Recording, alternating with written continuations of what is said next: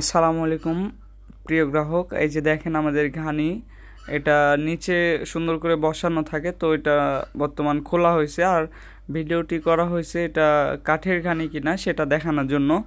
তো এই যে মাঝখানে দেখতে পাচ্ছেন আপনারা সরিষার খোল বা সরিষার দানাগুলো রয়েছে, আর এই যে ঘানি, এইটা হচ্ছে আমাদের সেই তেঁতুল কাঠের ঘানি। এটা পুরোটাই কাঠ দিয়ে আবৃত, এখানে কোনো প্রকার লোহা ভিতরে নাই, এটা সম্পূর্ণ কাঠ। তো দেখেন, আর এই কাঠ দিয়েই বের হয় আমাদের অরিজিনাল সরিষার তেলটা।